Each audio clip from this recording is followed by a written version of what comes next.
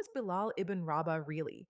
An enslaved African man who was tortured for refusing to renounce his faith, the first person in history to call Muslims to prayer, a man so close to the Prophet that his story is inseparable from the story of early Islam itself and one of the most powerful examples of human dignity in the entire tradition. Early life and enslavement. Bilal was born in Mecca to an enslaved mother. His father is identified in some sources as having roots in Abyssinia, modern day Ethiopia. From birth, Bilal had no legal status, no freedom, and no voice in the society around him.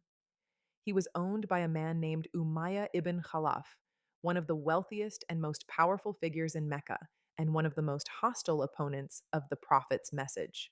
When Bilal heard about Muhammad's teaching, and specifically the message that all human beings are equal before God, regardless of tribe, wealth, or color, he accepted Islam early, while the Muslim community was still small, poor, and unprotected. The torture. When Umayyah discovered that his slave had accepted this new faith, his response was brutal. He dragged Bilal out into the scorching heat of the Meccan desert at the hottest part of the day, placed an enormous boulder on his chest, and left him there, demanding that he renounce Muhammad and return to worshiping the idols of Mecca. Bilal, crushed under the weight of the stone, gasping in the heat, repeated one word over and over: Ahad, Ahad, one, one. He was affirming the oneness of God, the core of his new faith, even as he was being tortured for it. This continued by various accounts over an extended period. Different forms of torture, the same demand, the same response: Ahad, one God.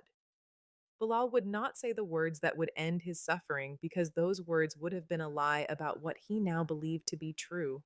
Abu Bakr's intervention. Abu Bakr, one of the Prophet's closest companions and a wealthy merchant, witnessed this torture, or heard of it, and made a decision. He approached Umayyah and purchased Bilal's freedom, paying a price by some accounts deliberately inflated, simply to end his suffering and bring him into the protection of the early Muslim community. Bilal, for the first time in his life, was a free man. Not because of birth, not because of wealth, because of faith, and because of one man's willingness to spend his fortune on the freedom of another human being. Continuing the story of Bilal, his role in the heart of the early Muslim community, and the moment that gave him his place in history forever. The first adhan.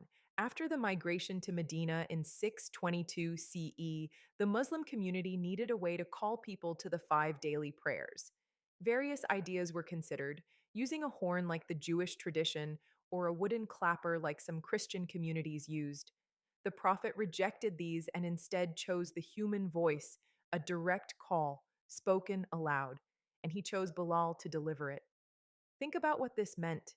In a society built on rigid hierarchies of tribe, lineage, and status, where a person's worth was determined entirely by their ancestry, the Prophet selected a formerly enslaved African man with no tribal standing whatsoever to climb to the highest point near the mosque and be the first sound the entire community would hear 5 times every single day, calling them to stand before God. Bilal's voice was reportedly deep, resonant, and carried far. He climbed onto the roof of the tallest house near the mosque and called out the words that Muslims still hear today: God is greatest. I bear witness that there is no God but God. I bear witness that Muhammad is the messenger of God. Come to prayer, come to success. From that day forward, Bilal held the role of muezzin, the one who calls the adhan, for the Prophet specifically, a position of profound honor and trust, a moment of symbolism. When Mecca was eventually conquered by the Muslims in 630 CE, the same city where Bilal had been enslaved and tortured, the Prophet asked Bilal to climb to the top of the Kaaba itself, the most sacred site in Islam, and call the adhan from there. Some of the Meccan elite, men who had once held power over Bilal and people like him, reportedly watched this moment with visible discomfort. The formerly enslaved man was now standing atop the holiest structure in Arabia, his voice carrying the call to prayer over the heads of the very people who had once owned people like him. This was not staged for effect. It reflected something the Prophet repeated throughout his life: that no human being holds inherent superiority over another based on race, tribe, or wealth. He said in his final sermon, "An Arab has no superiority over a non Arab, nor a white person over a black person, except through righteousness and good deeds." Bilal's life was the living embodiment of that statement years before the sermon was even The final delivered. Part, Bilal's relationship with the Prophet, his grief after the Prophet's death, and his lasting legacy. A close companion, Bilal was not a peripheral figure. He was among the Prophet's closest and most trusted companions, present at major events including the Battle of Badr, where some of the very men who had persecuted him in Mecca were now defeated as enemies on the battlefield.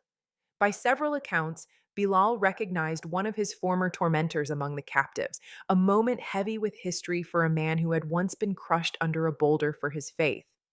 The Prophet held genuine affection for Bilal. He referred to him with warmth and trusted him with responsibilities, including the management of funds for the poor.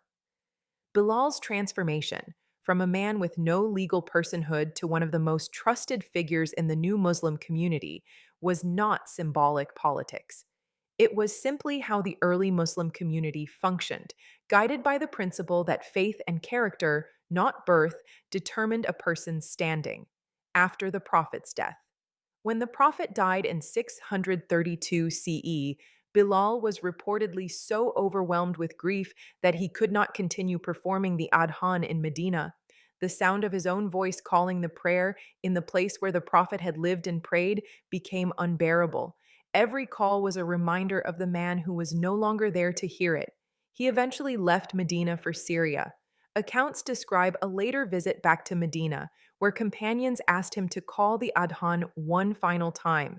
When he began, and the people of Medina, who remembered the Prophet's time, heard that voice again after years of silence, the entire community reportedly broke down in tears, remembering the Prophet through the sound that had called them to him every single day of his life. Bilal died in Syria, likely in Damascus, sometime in the years following the Prophet's death. The legacy. Bilal ibn Rabah is remembered throughout the Muslim world not primarily as a former slave, but as one of the great companions of the Prophet, a man of extraordinary faith, courage, and closeness to the Messenger of God. His name is invoked as the symbol of the Islamic teaching that dignity comes from faith and character, not from birth, wealth, or race. To this day, the call to prayer that echoes from minarets across the entire world 5 times a day in every country, in every language community, traces its lineage back to that first voice on that first rooftop in Medina. A man who was once told he was worth nothing became the voice that calls over 1 billion people to prayer every single day for 14 centuries. Like if this moved you, share with someone who has never heard his name. Subscribe Truth Every Day.